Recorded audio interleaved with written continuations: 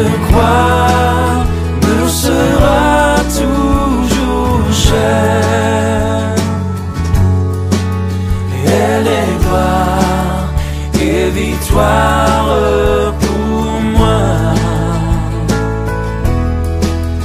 Et par elle, en la maison du Père, la couronne est offerte à ma foi. Et par elle, en la maison du Père, la couronne est offerte à ma foi.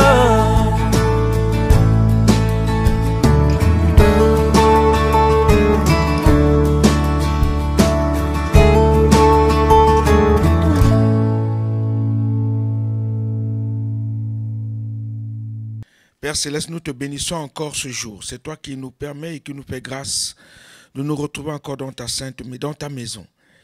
Et nous bénissons ta sainte présence au milieu de nous.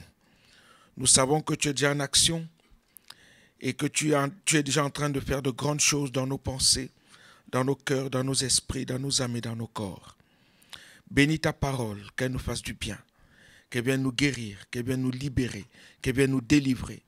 Seigneur, qu'elle vienne encore, Seigneur mon Dieu, nous conseiller, nous consoler aussi. Remplis-nous de toi, et afin que personne ne sorte de ces lieux sans avoir reçu quelque chose de toi, Père. Au nom de Jésus-Christ. Amen.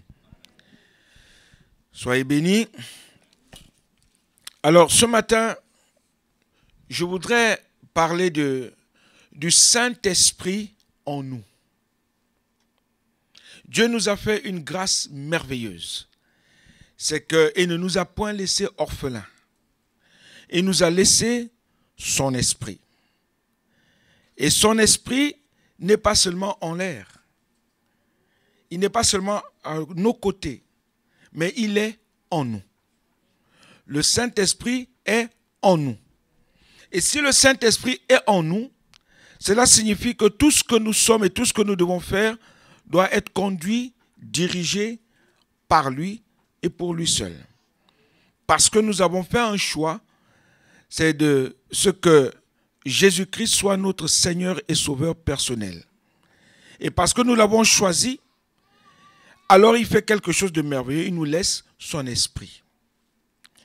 Il y a une chose très importante que l'enfant de Dieu ne doit jamais oublier. On ne doit jamais l'oublier.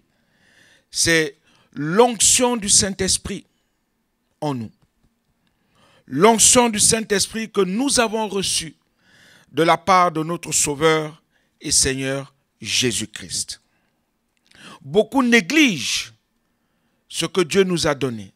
Beaucoup négligent le Saint-Esprit qui vit en nous. Beaucoup négligent la présence de Dieu dans nos vies à chaque instant de chaque jour.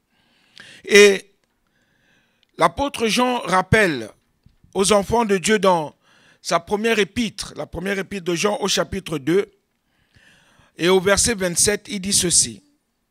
La première épître de Jean au chapitre 2, verset 27, il dit, je peux même lire à partir du verset 26. La première épître de Jean, chapitre 2, à partir du verset 26. Je vous ai écrit ces choses au sujet de ceux qui vous égarent, en parlant des antichrists qui doivent venir et sévir dans le monde et qui sont déjà là. Mais au verset 27, il dit, pour vous, l'onction que vous avez reçue de lui demeure en vous. Pour vous, l'onction que vous avez reçue de lui demeure en vous. Et il dit, vous n'avez plus besoin qu'on vous enseigne tout cela. Mais la chose la meilleure, c'est pour vous. L'onction que vous avez reçue de lui demeure en vous. Et c'est une nécessité pour tout enfant de Dieu de recevoir le Saint-Esprit. Jésus-Christ lui-même dit, ou l'apôtre Paul dit ceci, celui qui n'a pas l'esprit de Christ ne lui appartient pas. Celui qui n'a pas l'esprit de Jésus-Christ en lui ne lui appartient pas. Ça veut dire qu'il y en a qui vivent et qui glorifient peut-être même le nom de Jésus-Christ sans avoir l'esprit de Christ en lui, en eux, pardon. Et Dieu nous invite à ce que l'esprit de Christ puisse demeurer en nous. Celui qui n'a pas l'esprit de Christ ne lui appartient pas. L'onction selon la parole de Dieu demeure en nous si nous l'avons reçu. Si nous avons reçu Jésus-Christ comme notre Seigneur et Sauveur personnel. Et il y a un moment précis où nous recevons cette grâce de la part du Seigneur notre Dieu. C'est au moment où l'Esprit de Dieu vient habiter en nous.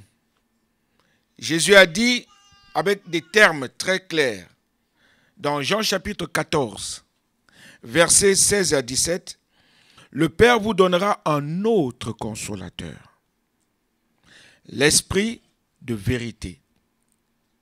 L'Esprit de vérité, car il demeure avec vous et il sera en vous. » Il sera en vous.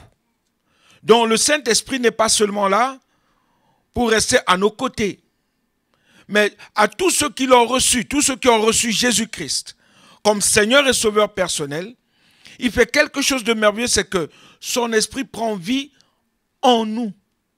Et parce qu'il prend vie en nous, tout en nous doit refléter ce qu'il est à chaque instant de chaque jour. Jésus était avec ses disciples, ceux-ci ont reçu sa parole. Ils ont participé à ces miracles et ils ont même fait des miracles en son nom. Quand Jésus les a envoyés dans les villages 2 à 2, il guérissait les malades, il faisait des miracles, il faisait de grandes choses. Mais l'Esprit de Dieu les accompagnait et leur permettait de suivre le Maître. Il n'était pas encore en eux, mais il les accompagnait et il faisait des miracles. Il faisait de grandes choses, mais il n'était pas encore en eux. Jésus-Christ dit, il demeure en vous et il sera en vous. Et le Saint-Esprit est venu. Dans Actes chapitre 2, nous connaissons cette histoire, le tout à coup. Mais Jésus avait en réserve pour tous ses disciples, y compris pour nous aujourd'hui, une autre grâce, l'onction qui demeure en nous. L'onction qui demeure en nous. C'est au jour de la Pentecôte que l'Esprit est descendu. J'ai parlé de Acte 2. Ce jour-là, il y a eu un tout à coup. Il y a eu quelque chose qui s'est produit. Le Saint-Esprit est descendu au milieu des enfants de Dieu, des disciples. Il est descendu en eux, il s'est posé sur eux. Ils se sont mis à parler en langue. Il est entré dans le cœur de chaque disciple d'une manière durable et éternelle. Il a manifesté sa présence de manière concrète quand ils se sont mis à parler en langue, d'autres langues. D'autres langues.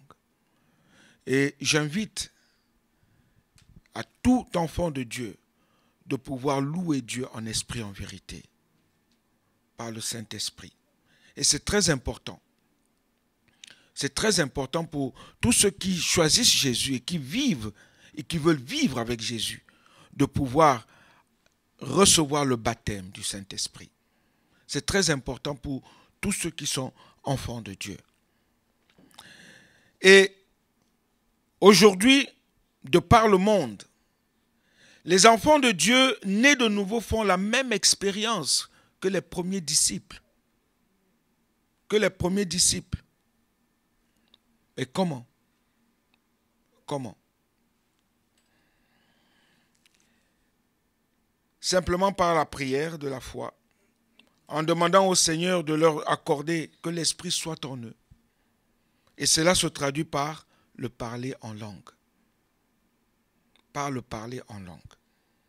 C'est vrai que beaucoup d'enfants de Dieu ne parlent pas encore en langue, mais ils ont besoin du baptême du Saint-Esprit. Je ne voudrais pas que beaucoup d'enfants de Dieu se retrouvent comme Simon, le magicien, dans Actes chapitre 8, qui voit le Saint-Esprit agir dans la vie des disciples de Jésus-Christ. Et il voit des miracles, il voit le baptême, il voit qu'ils sont en imposant les mains aux personnes qui acceptent Jésus, ils reçoivent le Saint-Esprit, le baptême du Saint-Esprit. Et Simon le magicien vient et il dit à Pierre et à Jean, oui, je voudrais aussi ce que vous avez. Mais il veut leur acheter, vous vous rendez compte? Et beaucoup de gens sont comme ça, ils veulent acheter ce que Dieu donne gratuitement. Beaucoup le cherchent tantôt d'une manière, tantôt d'une autre. Alors c'est tellement simple. C'est tellement simple. Dieu dit, par la prière, la véritable prière. La première des choses, c'est d'aimer Dieu. Nous devons aimer Dieu. Il ne suffit pas seulement de dire, je suis chrétien. Chrétien signifie imitateur de Christ. Si je suis chrétien, c'est que je dois imiter mon Seigneur et mon Sauveur. C'est que je dois faire exactement comme il me demande de faire. De vivre comme il voudrait que je vive. De marcher comme il voudrait que je marche. C'est ça, un chrétien. Imitateur de Dieu. Petit Christ. Faire comme Christ. Marcher comme Christ. Vivre comme Christ. Oui. Acte 8 nous parle de cet homme, de ce Simon. Il voit des choses se faire. Mais il veut faire ces choses en achetant avec de l'argent. Avec les choses de ce monde vil. Ces choses qui ne glorifient pas Dieu. Simplement par la prière de la foi. Et je sais que parmi nous ici, il y a plusieurs qui pleurent peut-être jour et nuit, désirant le baptême du Saint-Esprit. Je voudrais juste te dire quelque chose ce matin, mon ami, mon frère, ma soeur. Tu as besoin de ce baptême. Donne ton cœur entièrement à Jésus et laisse-le agir dans ta vie. Donne-lui tes pensées. Donne-lui tout ce que tu as et tu verras combien tu seras comblé. Combien le Seigneur viendra lui-même te donner ce que ton cœur désire. Oui, Dieu fait de nous ses enfants en nous remettant, en nous donnant ce qui est à lui. Jean-Baptiste lui-même soupirait. Il soupirait après cette réalité. Mais le temps n'était pas encore arrivé. Il le dira lorsqu'il baptisera Jésus dans le Jourdain, dans Matthieu chapitre 3, verset 14. Il dit, c'est moi qui ai besoin d'être baptisé par toi. C'est moi, Jean-Baptiste. Il soupirait après ça. Il soupirait après le baptême du Saint-Esprit. Il dit, c'est moi qui ai besoin d'être baptisé par toi et tu viens à moi. Nous connaissons la réponse du Seigneur. Laissons faire. Laissons faire. Jean savait clairement que Jésus allait baptiser de l'Esprit Saint. Il le savait. Il le savait. Et le baptême du Saint-Esprit a une utilité. L'onction que Dieu nous donne a une utilité. Et cette utilité, ce n'est pas que pour nous. Ce n'est pas que pour nous. Quand Dieu nous donne quelque chose, ce n'est pas que pour nous. Et nous savons tous que Jésus-Christ a commencé son ministère à 30 ans. Il aurait pu commencer étant bébé ou étant jeune. Et pourtant, nous savons tous qu'à l'âge de 12 ans, il est entré dans le temple et s'est mis à enseigner même ces grands dirigeants dans la synagogue. À 12 ans, il les enseigne. Oh oui, il avait une grande connaissance des Écritures. Connaissance qui avait surpris les docteurs de la loi, de la parole de Dieu. De voir un enfant de 12 ans les enseigner, leur annoncer peut-être ce qu'eux-mêmes ne comprenaient pas. Ils ne comprenaient pas. Et pourquoi alors Jésus n'a-t-il pas commencé son ministère plus tôt? Il aurait pu commencer à 12 ans. Il aurait pu commencer peut-être même à 18 ans. Il aurait pu commencer à 20 ans. Mais il a attendu que l'Esprit descende en lui sous la forme corporelle d'une colombe. D'une colombe. Et Luc, au chapitre 4, au verset 1er, dit ceci. Jésus rempli du Saint-Esprit revint du Jourdain. Après le baptême d'eau, la colombe est venue sur lui. Le Saint-Esprit est venu sur lui sous la forme d'une colombe. Il a été rempli. Rempli. Rempli. Jésus rempli. Si vous lisez Luc, l'évangile selon Luc au chapitre 4, quand je lis Luc chapitre 4, il y a des choses qui me surprennent dans ce chapitre 4. Au verset 1er, il est dit, Jésus revêtu de la puissance de l'Esprit. Au verset 14, pardon. Jésus revêtu de la puissance de l'Esprit. Au verset 1, Jésus rempli de l'Esprit Saint.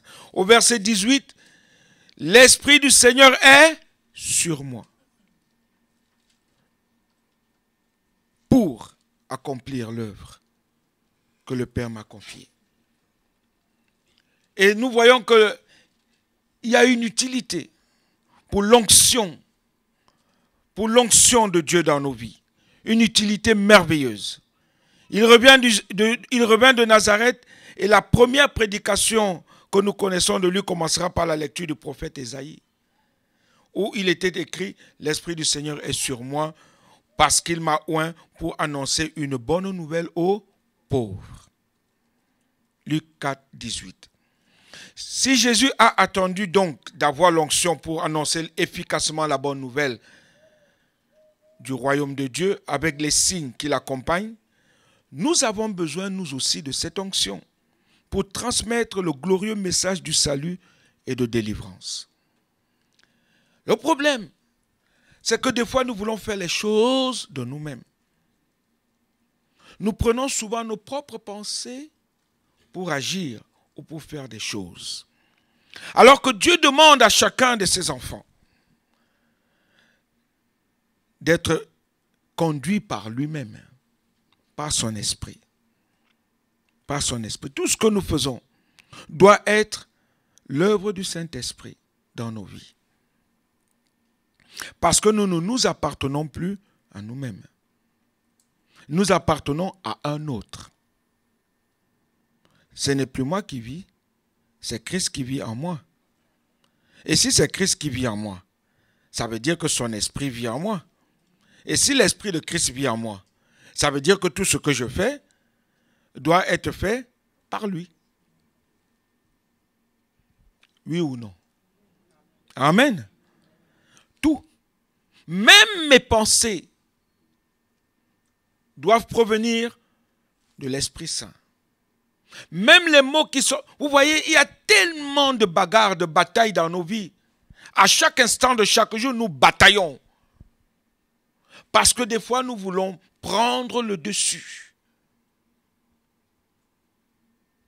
sur Dieu, sur l'Esprit de Dieu. Vous n'avez jamais remarqué? Nous bataillons.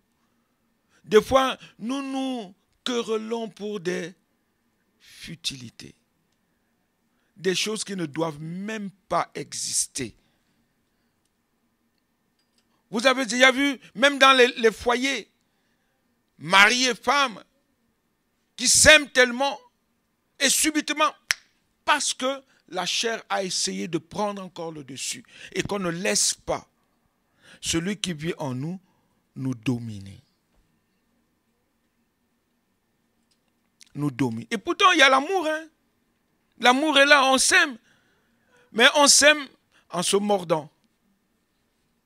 Et c'est pas bon. C'est pas bon. On s'aime, mais en se mordant. On se tourne le dos, on ne se regarde plus, il n'y a même plus de bonjour, il n'y a même plus je t'aime. Mais au fond du cœur, on dit, ah, j'aime mon mari, ah, j'aime ma femme. Mais sans le démontrer. Et la plupart des temps, c'est souvent comme ça avec Dieu. On oublie que le Saint-Esprit vit en nous. Et qu'on doit toujours lui dire, Seigneur, je t'aime, mon Père. Père, je t'aime. Parce que tu m'as aimé le premier. Et que toi, tu vis en moi par ton esprit.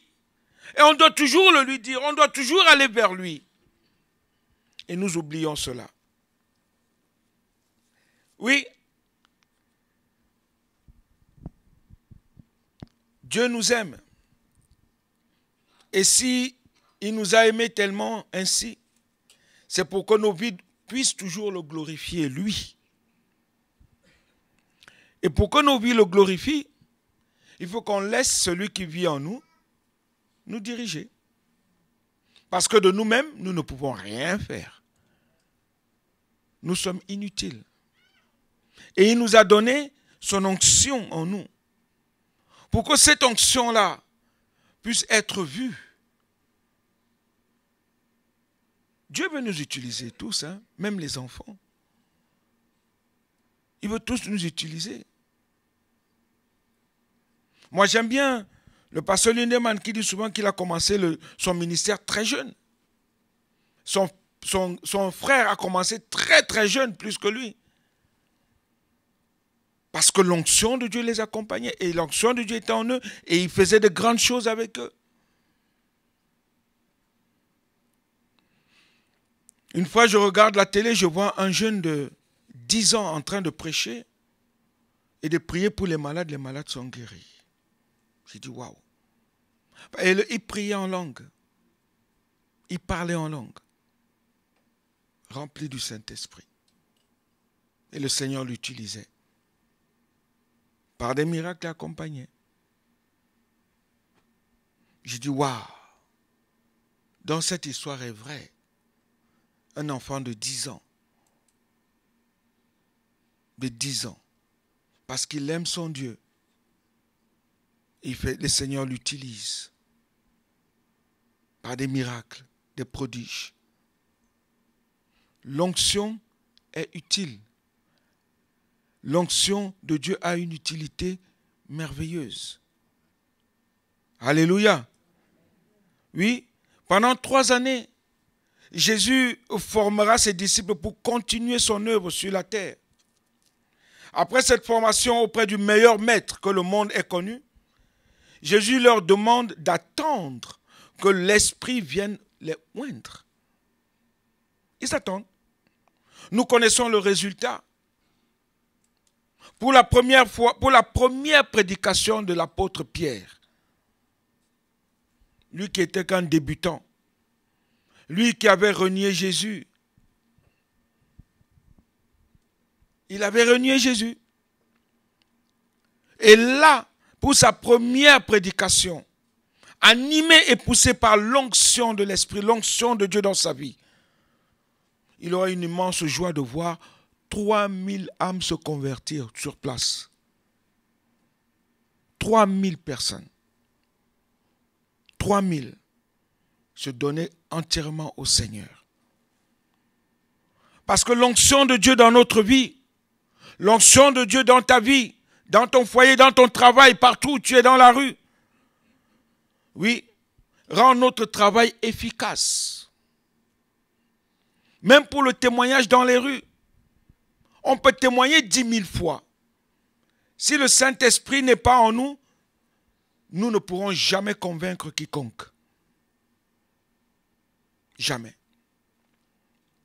J'étais à l'école biblique en 1993. Et nous sommes sortis dans les rues de Bordeaux pour évangéliser. Et je vois des petites filles, des enfants qui jouaient. Et je vais vers eux. On avait passé de la nuit dans la prière, hein, oh là là. Et avant de sortir, on a demandé au Seigneur de nous remplir et qu'il agisse. Et ces enfants en train de s'amusaient dehors, ils jouaient. Et je vais vers eux, je leur raconte l'histoire de la brebis égarée. Juste ça. Je n'ai fait aucun effort. J'ai juste raconté cette histoire. Je suis rentré à l'école biblique. C'était un jeudi. Dimanche après-midi. Nous sommes à l'église. Je vois une jeune fille venir avec au moins une douzaine de personnes. Une gamine à qui j'avais parlé de cette brebis égarée. Une douzaine de personnes. Je dis, qu'est-ce qui se passe? Elle vient vers moi en courant. Oh, vous vous souvenez de moi?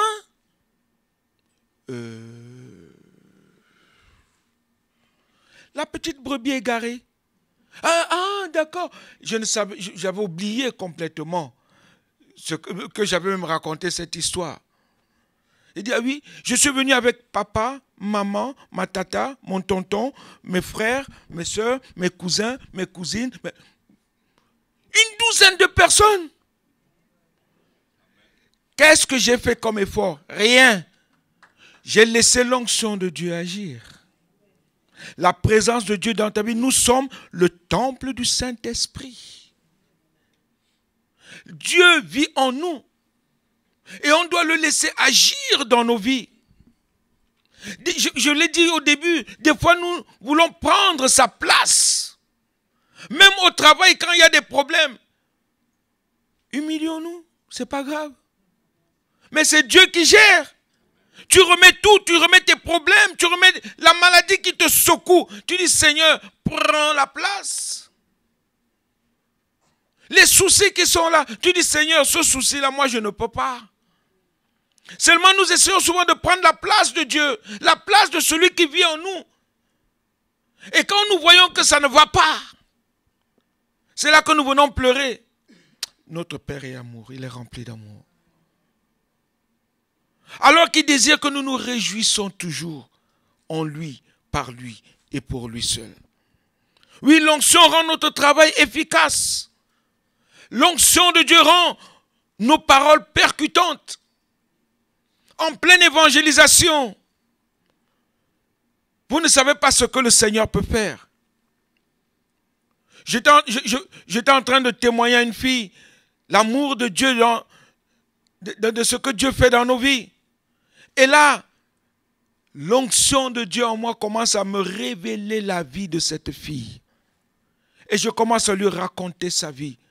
Elle me dit, d'où vous me connaissez? J'ai dit, moi je ne vous connais pas. Mais celui qui vit en moi vous connaît. Alléluia. Elle s'est mise à genoux. Je suis en pleine évangélisation dans les rues de Paris.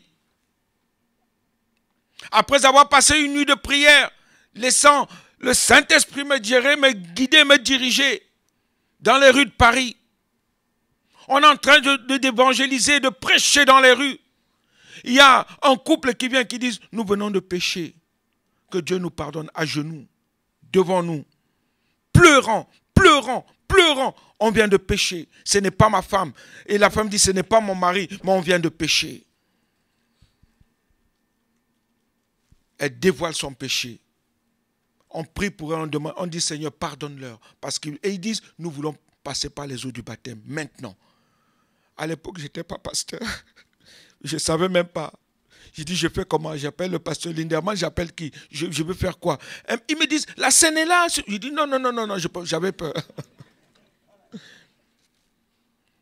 Vous voyez comment le Seigneur fait? Et c'est là aussi parce que tu es rempli. Il y a les mauvais esprits qui viennent te tenter, qui viennent chercher des problèmes. Mais ils savent eux-mêmes qu'ils sont déjà perdus, voués à l'échec. Et quand je vois les enfants de Dieu qui disent que l'Esprit de Dieu vit en moi. Et parce que l'Esprit de Dieu vit en toi, pourquoi tu as encore peur des petits démons? Pasteur, viens prier sur moi, viens mettre un peu d'onction d'huile. Il dit, ah bon, pourquoi? Puisque celui qui vit en toi est plus fort que tous ces démons qui sont dans la maison.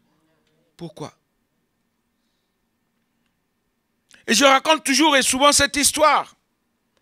Qu'une dame m'invite, chez elle, elle me dit, viens parce que tu vas me faire l'onction d'huile à la maison. Je sens des démons qui viennent me déranger dans la chambre. Quand je dors, je fais des cauchemars. Il y a des choses, je dis, ah bon, écoute, je vais venir. Et je suis allé avec ma famille. Nous sommes allés chez elle. Elle et son mari.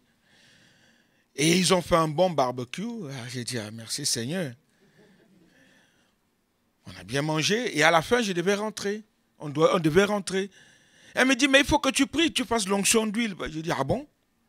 Il dit, ma soeur, depuis que je suis arrivé là, tous ces démons-là, je les cherche. Il n'y a aucun. Ils sont où? Il dit, mais j'ai dit, je ne peux pas. Parce que si toi qui es chrétienne, toi qui es enfant de Dieu, toi qui... J'ai dit, à l'église, tu es là, tu pries en langue, non? Elle dit, oui. Il dit, donc tu es rempli du Saint-Esprit. Elle me dit, oui. Mais tu as encore peur de quoi? Si celui qui vit en toi est plus fort que tout ce qui est dans le monde, pourquoi tu veux encore que je vienne faire d'onction d'huile dans ta maison? Ou de quoi sur les murs?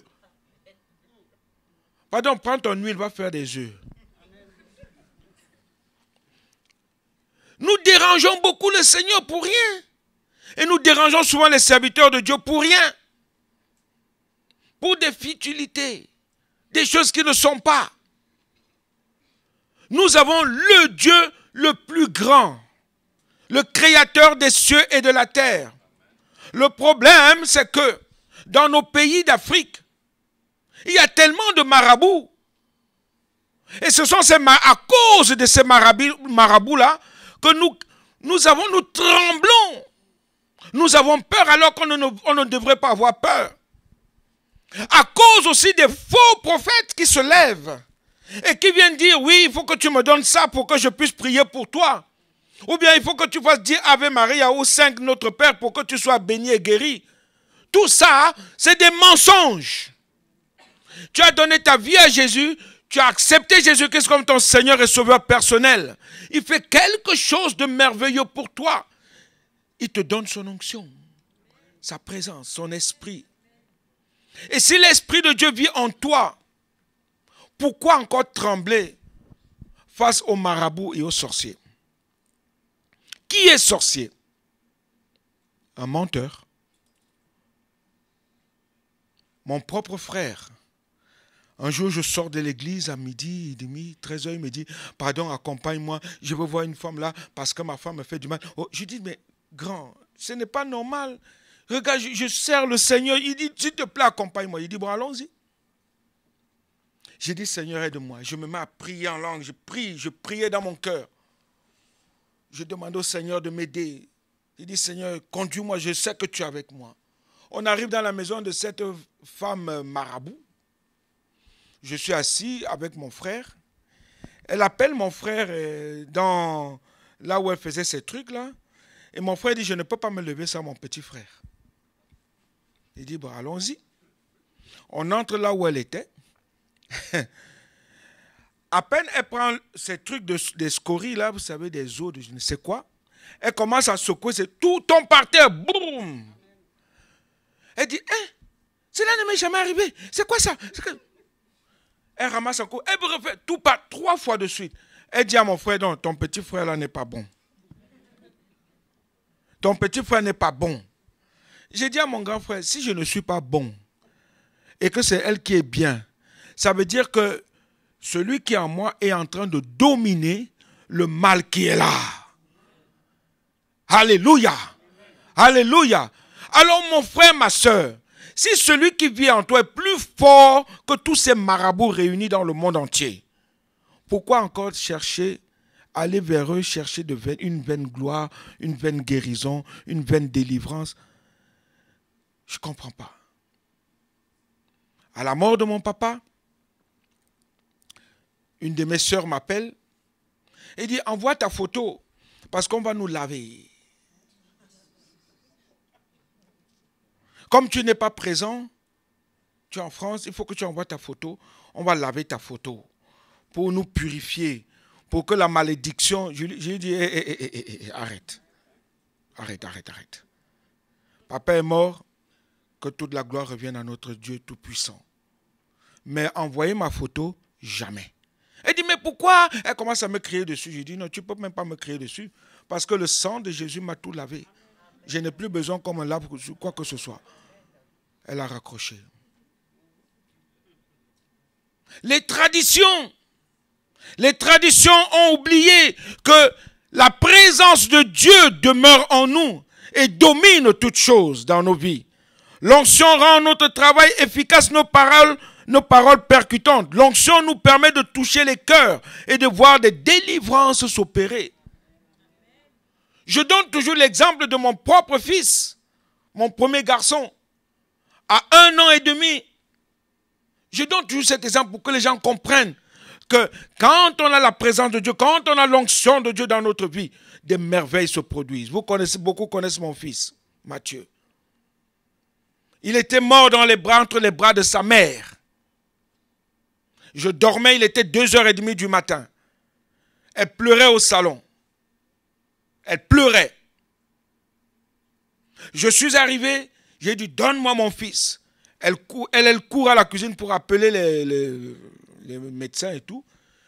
Et moi, j'ai dit, au nom de Jésus mort, tu sors de l'esprit, de l'âme et du corps de mon fils maintenant, parce qu'il appartient à Jésus-Christ. J'ai prié. Il commence à crier, papa, papa, papa. J'ai dit, Père Céleste, c'est toi qui l'appelles. Ce n'est pas moi. 1 an et demi. L'onction de Dieu dans nos vies. Que faisons-nous de ce que Dieu nous a donné? Que faisons-nous de ce que Dieu nous a laissé? Oui, des malades guérir. Jésus-Christ a dit, sans moi, vous ne pouvez rien faire. Rien faire.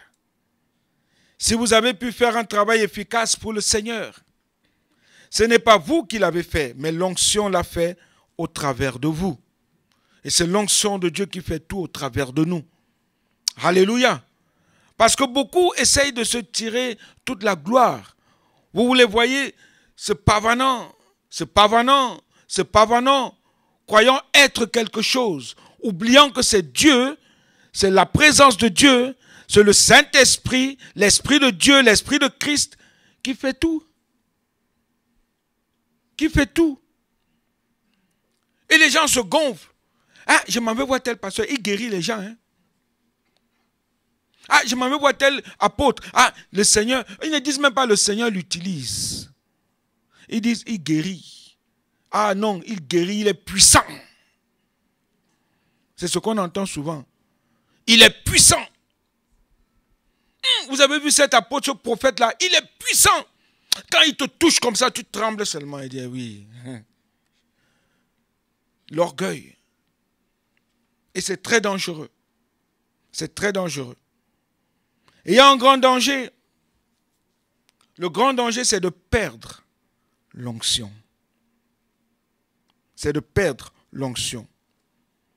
L'apôtre Paul, dans 1 Corinthiens 6, verset 19 dit, « Ne savez-vous pas que votre corps est le temple du Saint-Esprit qui est en vous et que vous avez reçu de Dieu? » Nous sommes le temple. Nous sommes l'habitation ou l'habitacle de Dieu. Nous sommes la maison de Dieu. Ça veut dire que tout en nous lui appartient. Ce que tu es ne doit plus être. C'est ce que Dieu est qui doit prendre le dessus dans nos vies à chaque instant de chaque jour, en quelque lieu où nous pouvons être. Alléluia. Oui, l'apôtre Paul nous le rappelle. Vous avez reçu de Dieu quelque chose de merveilleux à cause de la mauvaise conduite des chrétiens de Corinthe. Paul rappelle que la demeure du Saint-Esprit est en nous et qu'une telle demeure doit être respectée et respectable. Nous ne respectons pas beaucoup le Saint-Esprit. Nous ne respectons pas beaucoup le Saint-Esprit, ce que Dieu nous a donné. Et si on ne respecte pas le Saint-Esprit, ce qu'on ne respecte pas Dieu le Père lui-même, ce qu'on ne respecte pas Jésus-Christ, le Fils. Parce que l'Esprit de Dieu, c'est Dieu. Il est Dieu aussi. Le Père, le Fils et le Saint-Esprit sont un. Et nous devons le respecter. Si le Saint-Esprit habite notre corps, il en est aussi le maître absolu de tout ce que nous sommes. Et nous devons vivre dans la soumission au Saint-Esprit. La soumission. Amen. Il y a des fois, j'entends des gens qui disent « Ah, moi je ne pardonne pas. Ah non, moi je ne peux pas pardonner. Avec ce qui m'a fait là, je ne pardonne pas. » Et vous voyez la même personne arriver à l'église. « Oh, Seigneur, à toi la gloire. Oh, je t'aime, mon Dieu. Oh, pardonne mes fautes. » Pardonne mes fautes. Mais tu oublies une chose. Pardonne à celui qui t'a piétiné. Pardonne à celle qui t'a fait si mal. Et tu ne veux pas pardonner. Et l'Esprit de Dieu te reprend même. Mais tu dis non, je ne veux pas. Mais tu veux que Dieu te pardonne. Et Dieu te le rappellera à chaque instant de chaque jour. Pardonne. Tant que tu ne pardonneras pas, Dieu te regardera aussi. Pardonne. Pardonne.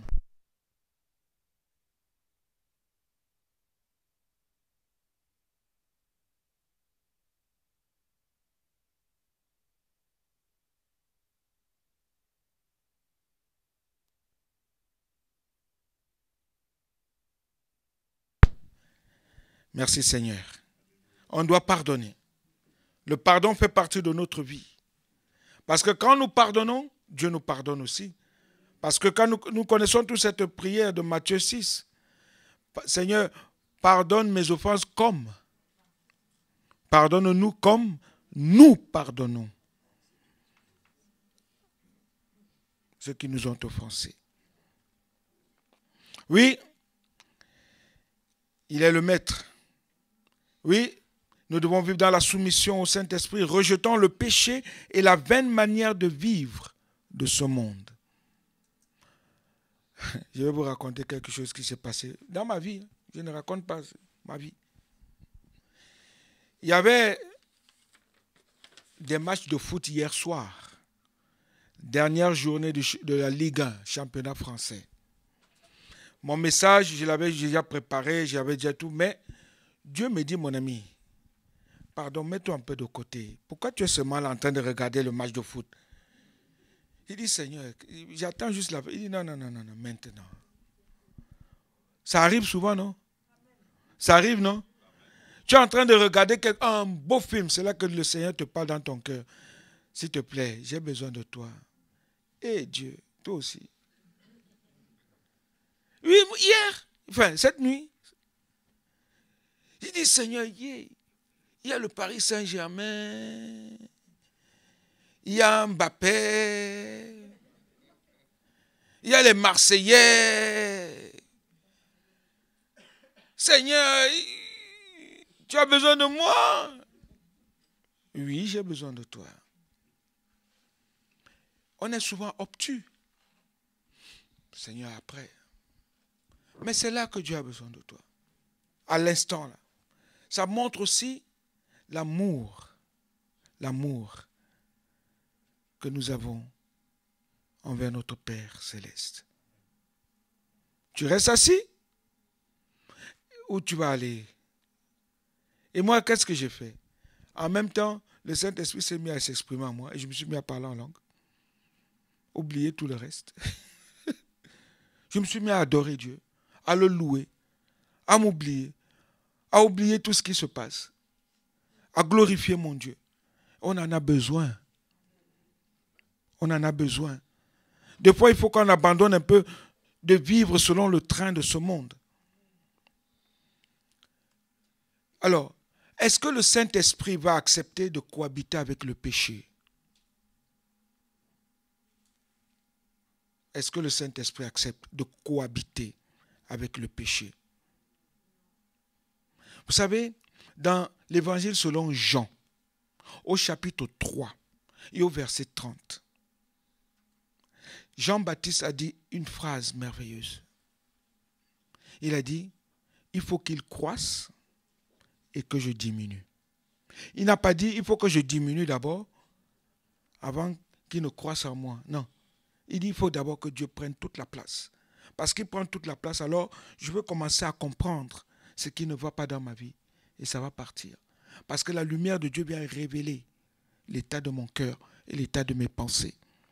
Si je laisse la lumière de Dieu rentrer en moi, et si je l'accepte comme mon Seigneur et Sauveur personnel. L'exemple du roi David est merveilleux. Le roi David a commis un horrible péché avec Bathsheba. Il est devenu conscient de l'énorme perte que ce péché lui faisait subir. Dans le psaume 51, au verset 13, il dit « Ô Dieu, ne me retire pas ton esprit. » N'est-ce pas? « Ô Dieu, ne me retire pas ton Saint-Esprit » ou ton Esprit Saint dans d'autres versions. La crainte de David était de perdre l'onction qu'il avait reçue dans sa jeunesse. Il s'est humilié publiquement, il a demandé pardon à Dieu et il a pu garder son onction jusqu'à la fin de sa vie. Par contre, son prédécesseur, Saül, est tombé dans l'orgueil et dans la désobéissance à la parole de Dieu. Et Dieu a fait quoi? Il a ôté son esprit de Saül. Il a perdu son onction et il est mort misérablement. Misérablement. Malgré toutes ses qualités humaines. Et dans le cantique funèbre que le roi David avait composé, dans 2 Samuel 1, verset 19, verset 21, verset 3, l'apôtre, qu'est-ce que j'ai avec l'apôtre? Le roi David dit ceci: comment des héros sont-ils tombés? Et il continue en disant, l'huile d'onction a cessé d'oindre les boucliers. Ils étaient plus légers que les aigles, ils étaient plus forts que les lions. L'huile d'onction a cessé. L'huile d'onction a cessé. Malgré les qualités physiques, morales, intellectuelles, quand l'onction cesse, l'homme perd toute sa valeur et son efficacité. Même si on vient à l'église, même si on chante mieux que quiconque, même si on fait des meilleures prières, quand l'onction a cessé, l'onction n'est plus. L'onction n'est plus. Quel drame quand l'huile cesse de nous oindre. Moi, je vous invite vite à revenir vers notre Seigneur, vers la source. Et la source, c'est Jésus-Christ. Amen. La source, c'est Jésus-Christ. Demandons une nouvelle fraîcheur dans nos vies. Parce que beaucoup ont négligé. Ils ont relâché, il y a eu du relâchement, il y a eu le péché qui a pris le dessus. Et l'huile a cessé de les oindre. Je reviens à David, pardon. Après sa chute, il a fait cette remarquable prière qui doit être aussi la nôtre aujourd'hui. Dans le psaume 51, verset 12, il dit « Ô Dieu, crée en moi un cœur pur, renouvelle en moi un esprit bien. Ô Dieu, crée en moi un cœur, renouvelle en moi un esprit bien. » C'est notre prière de chaque jour. Vous savez pourquoi? Parce qu'il y a un prix à payer. Le prix de l'onction, le prix à payer, c'est pour que l'onction demeure dans nos vies. Si nous prenons la parabole des 10 vierges, vous connaissez tous, la plupart d'entre nous, nous la connaissons. Il y a une expression employée par Jésus qui nous interpelle. Quand les vierges folles s'aperçoivent que l'huile leur manque, elles en demandent aux sages qui leur répondent, dans Matthieu 25, verset 9. Allez plutôt chez ceux qui en vendent et achetez-en pour vous.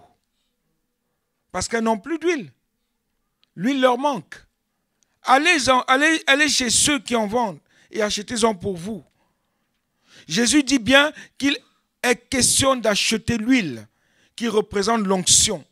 Le prix à payer, ce n'est pas de l'or ou de l'argent.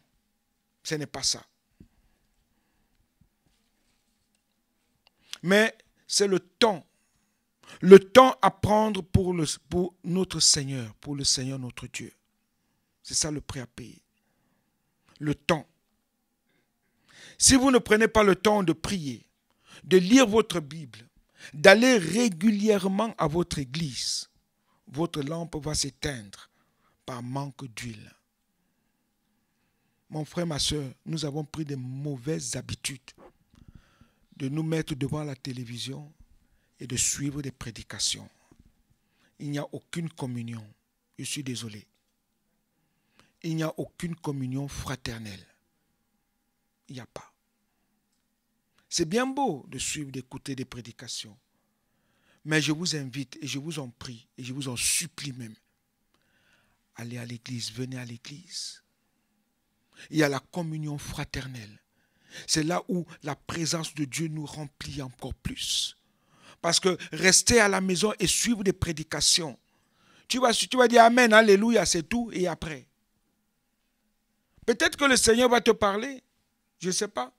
Sans doute, oui. Mais je vous dis une chose, la plus belle des choses, c'est de venir à l'église, de voir ton frère et ta soeur et de communier ensemble, et de participer à la même louange ensemble, en adorant Dieu en esprit, en vérité, avec amour, avec paix et joie. Alléluia. Sinon, votre lampe va s'éteindre par manque d'huile. Et beaucoup fuient l'église. Je ne sais pas pourquoi. Les gens ne veulent plus aller dans les églises. Les gens ne veulent plus aller adorer Dieu. Mon frère, ma soeur, même si quelqu'un t'a fait du mal à l'église, tu ne viens pas à l'église pour cette personne. Tu viens à l'église pour ton Seigneur. Et sans doute, c'est là même que tu vas apprendre à aimer cette personne qui t'a fait du mal. C'est là que tu vas même comprendre que non, je dois aimer encore plus cette personne. Je dois encore plus lui faire du bien.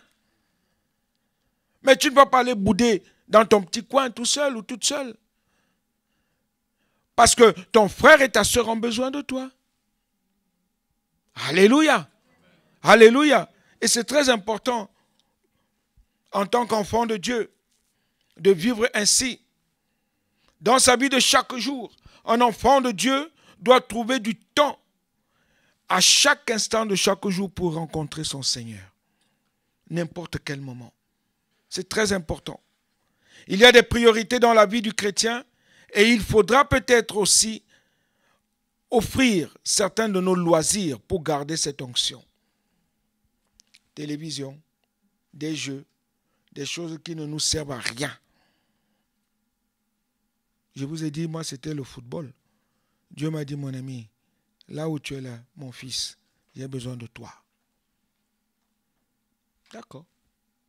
Ce n'est pas facile, mais j'accepte. Deuxièmement, le prix à payer, c'est qu'il nous faut reconnaître nos limites et nos faiblesses. Si nous nous croyons forts, pourquoi aurions-nous encore besoin de l'aide du Saint-Esprit? Pourquoi? Mais comme nous sommes faibles, on a besoin de lui. Quand nous nous sentons petits, insuffisants, nous attendons le secours du Saint-Esprit, de l'onction de Dieu dans nos vies. Dans Romains 8, verset 26, il est dit, de même aussi, l'Esprit nous aide dans notre faiblesse. Le Saint-Esprit nous aide dans notre faiblesse. L'Esprit va venir au secours de ceux qui sont humbles. L'humilité précède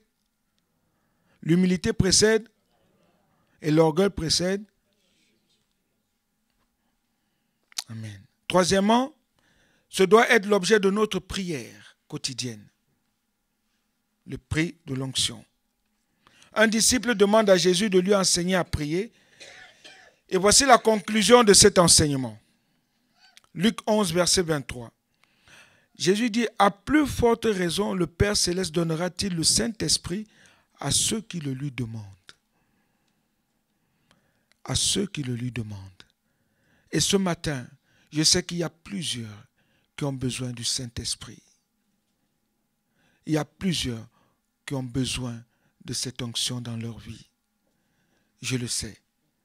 Et Dieu veut nous donner. L'Esprit va venir à notre secours. L'Esprit vient. Et après avoir donné le célèbre Notre Père en modèle de prière, Jésus conclut avec le besoin le plus vital pour l'enfant de Dieu. Combien la personne du Saint-Esprit doit être heureuse que nous fassions appel à son aide. Saint-Esprit, aide-moi. Au nom de Jésus-Christ. Père, viens à mon secours. Viens, Seigneur, pour que ton esprit me guide, me dirige. Et combien Jésus doit être satisfait de voir que nous honorons sa prière. Quatrièmement, je vais à la fin, c'est aussi la consécration de notre vie. La consécration, on doit se consacrer pour notre Dieu. La sanctification, c'est-à-dire la mise à part. Et Dieu dit la sanctification sans laquelle personne ne verra Dieu. Personne. Ce n'est pas moi qui le dis, c'est la parole de Dieu. Et elle est oui et amen.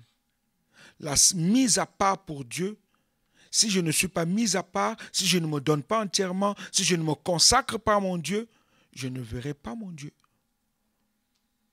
La mise à part. Personne ne verra Dieu.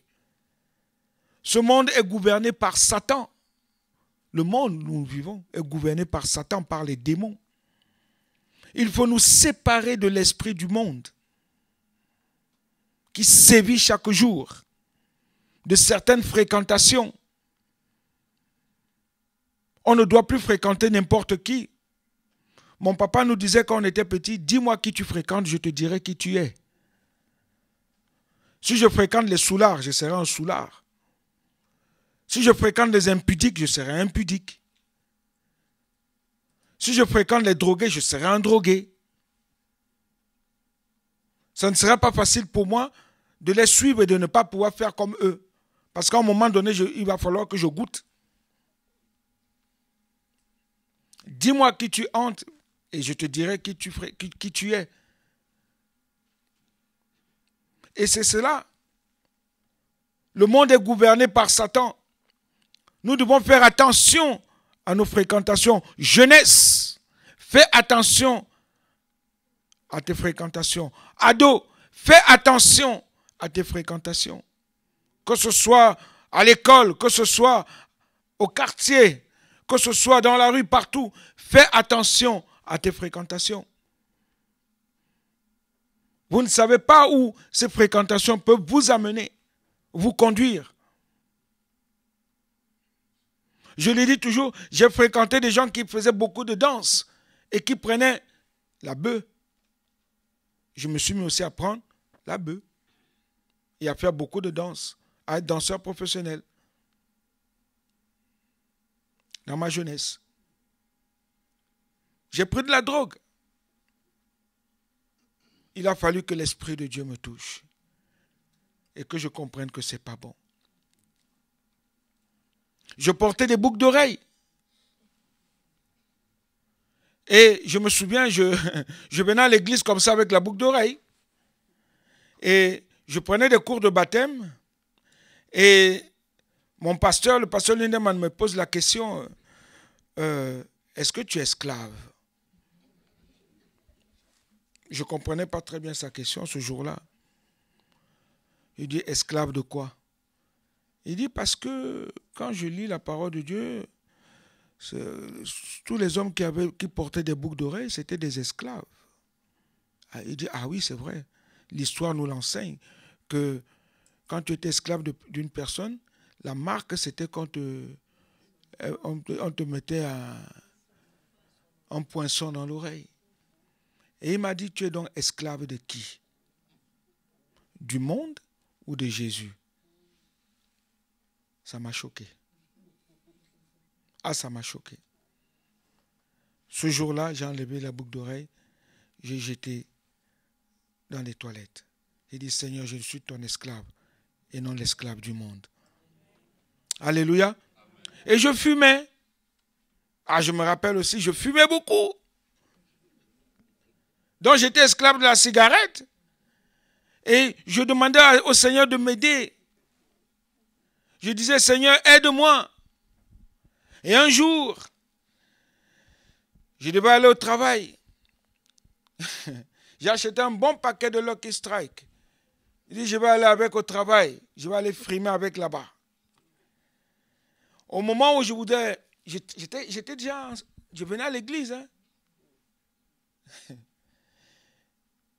Pour vous dire, je suis arrivé, j'avais 18 ans. J'étais très jeune à l'église.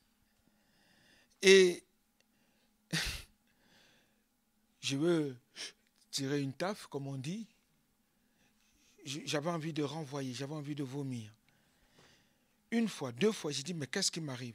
Et là, l'Esprit de Dieu parle dans mon cœur. Il me dit, mais tu m'as demandé d'arrêter de fumer. J'ai dit, c'est vrai, Seigneur. Mais des fois, on est têtu. Au travail, j'arrive, je dis, bon, je vais couper juste un morceau, je vais juste...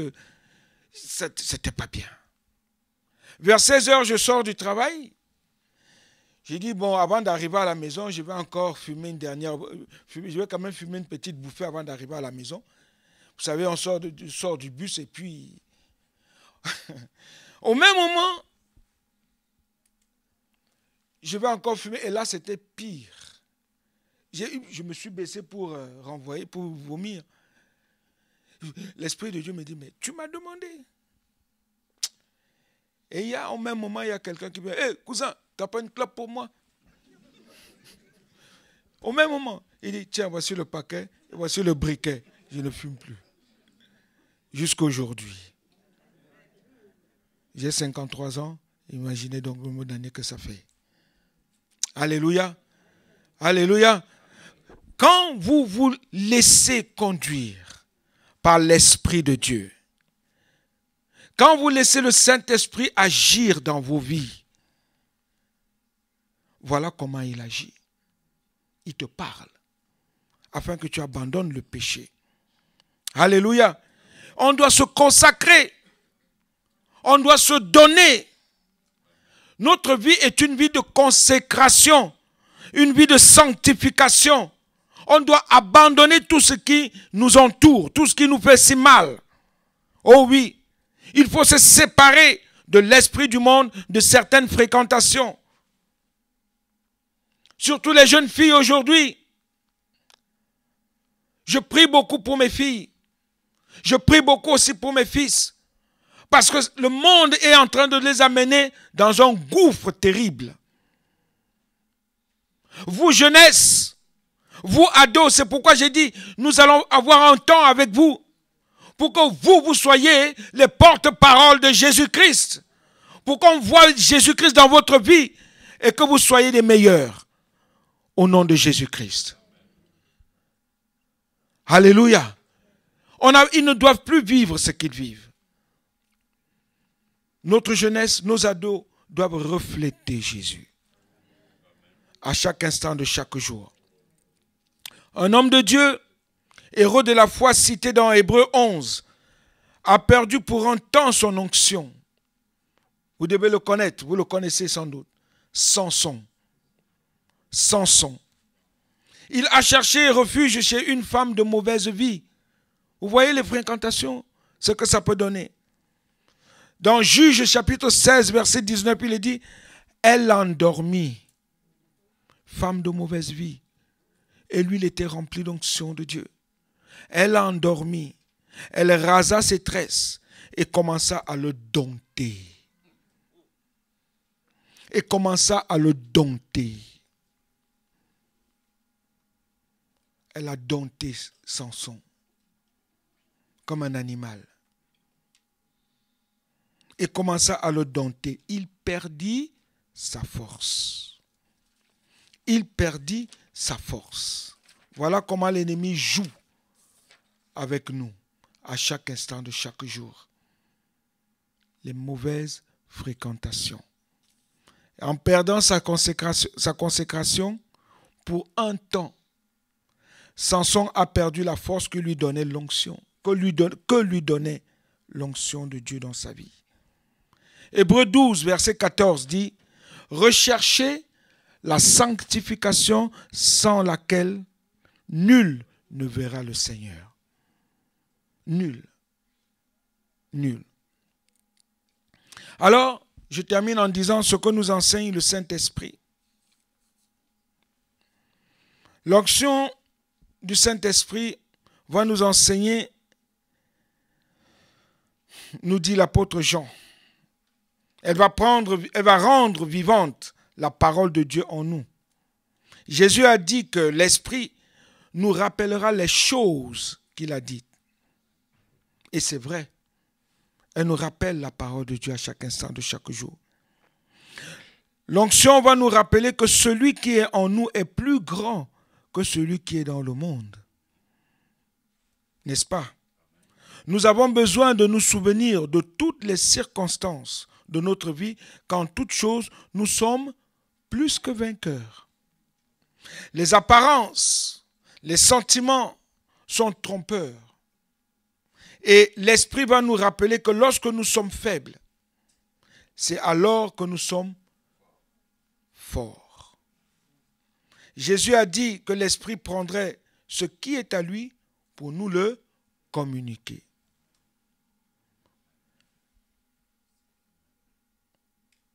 Comme enfants de Dieu, mes frères et sœurs, nous avons une position privilégiée si vraiment nous sommes enfants de Dieu. Que l'onction qui demeure en nous nous le rappelle sans cesse. Nous sommes enfants de Dieu. Alors, est-ce que le Saint-Esprit habite en toi? Est-ce que le Saint-Esprit te conduit et te dirige? Est-ce que tu es baptisé du Saint-Esprit? Je laisse la place au pasteur Linderman. Soyez bénis.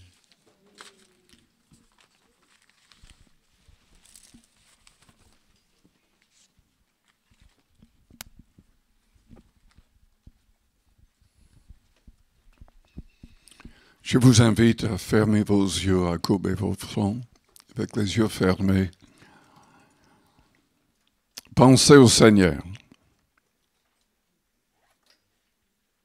à sa mort, à sa résurrection. Jean-Baptiste a dit que c'est lui qui baptiserait du Saint-Esprit. Mais lui-même, il a dit, si vous m'aimez, gardez mes commandements. Je prierai le Père. Il vous donnera un autre consolateur, l'Esprit de vérité. Nous devons aimer le Seigneur. Et nous devons le prouver en mettant ses commandements en pratique.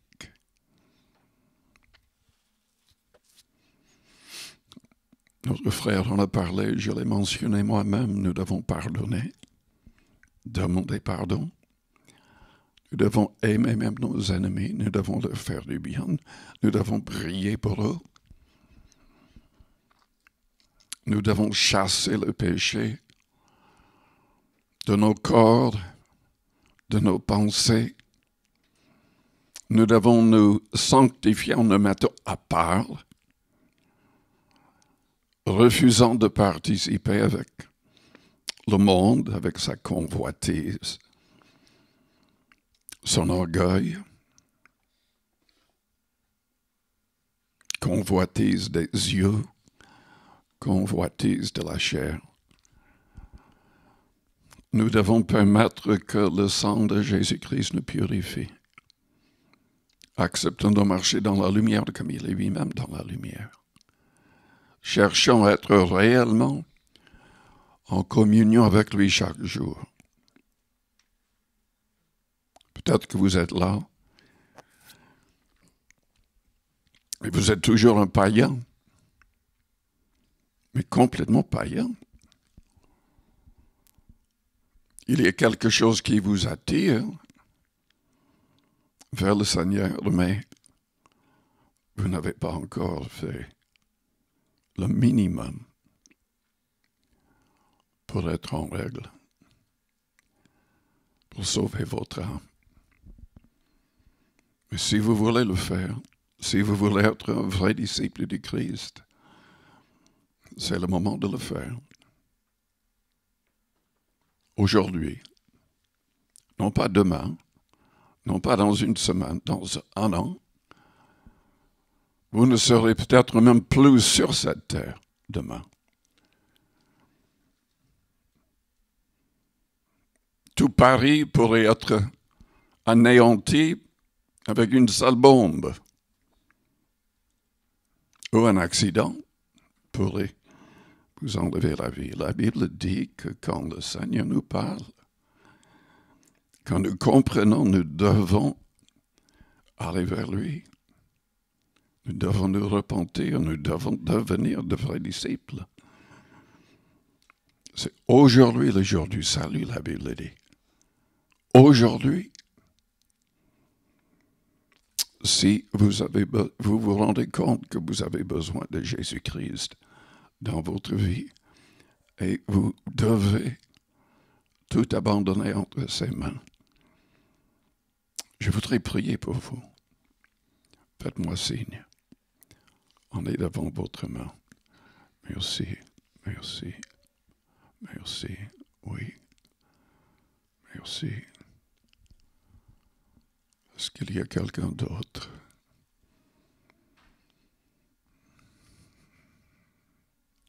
Est-ce que vous êtes baptisé d'eau? Est-ce que vous avez fait les démarches?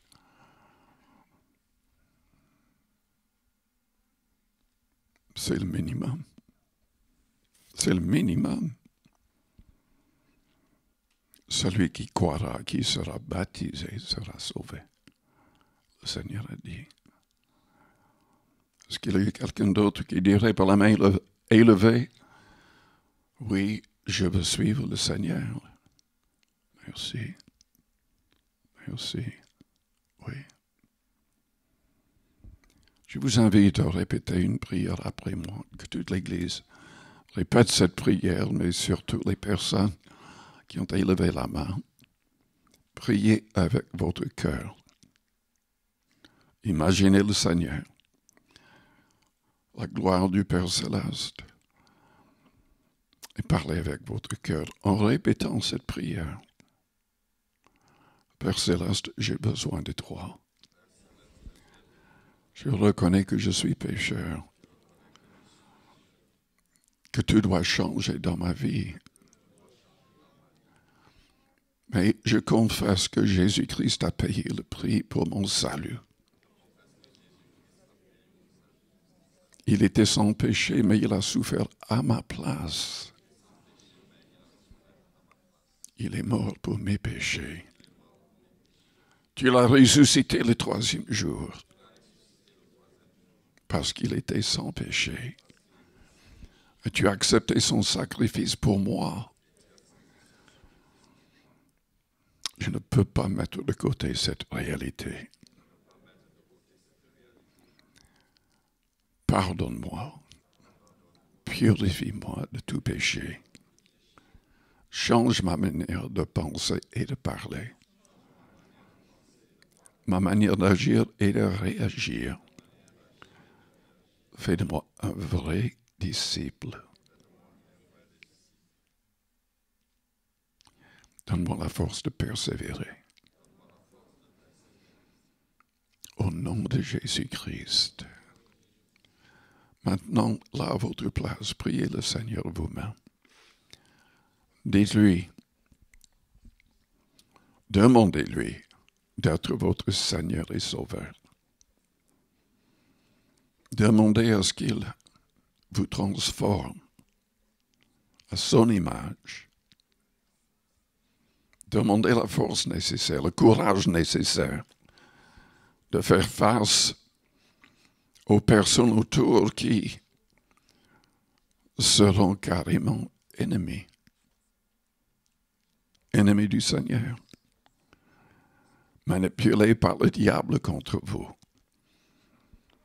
Demandez l'amour nécessaire quand même pour les bénir. Et pour être modèle.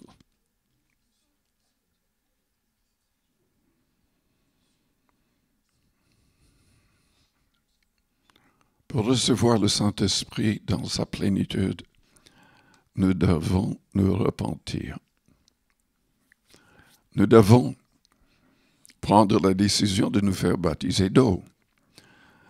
Mais ça ne veut pas dire que vous devez attendre le baptême d'eau pour être baptisé de l'Esprit ou pour parler en langue. Parce que nous avons l'exemple des gens dans la maison de Corneille.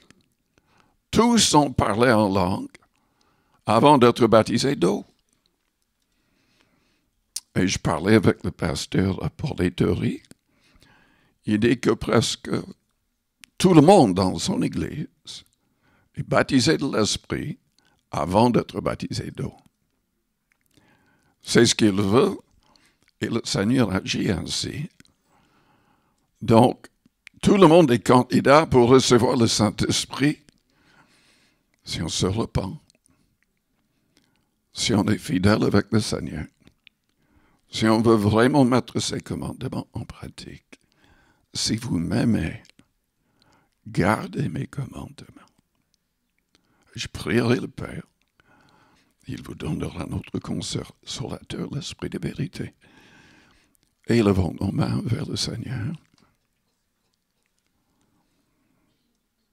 Et commencez à adorer le Seigneur, à adorer le Père.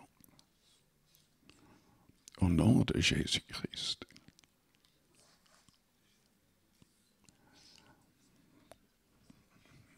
Demandez que le Saint-Esprit vous remplisse, que le Père envoie son Esprit en vous, sur vous, que vous soyez immergés dans sa présence. Et n'ayez pas peur de commencer à parler comme un bébé dans une autre langue que vous n'allez pas comprendre. Mais vous allez ressentir sa forte présence si vous êtes sincère. Si vraiment dans votre cœur, vous voulez être transformé, délivré du pouvoir du péché.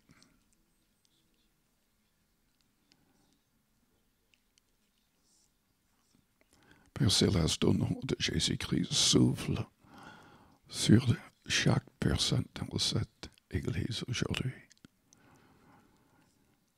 Souffle, agis par ton esprit. Touche les langues. Qu'il y ait de nouvelles langues. Renouvelle les personnes qui ont fait l'expérience de Pentecôte dans le passé, mais qui ont négligé ce don. Tu veux qu'on prie en langue, qu'on adore en langue, dans notre recueillement personnel. Seigneur, agis. Que tous élèvent la voix. Pas fortement, vous n'êtes pas obligé de crier, mais commencez à vraiment adorer le Seigneur. Et faites-le avec votre cœur. Ne vous efforcez pas de parler dans votre langue maternelle. Vous ne pouvez pas parler dans votre langue maternelle et en d'autres langues en même temps.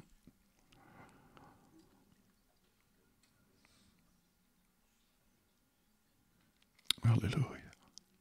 Que ceux qui sont déjà baptisés de l'Esprit commencent à parler en langue, à louer Dieu en d'autres langues. Alléluia.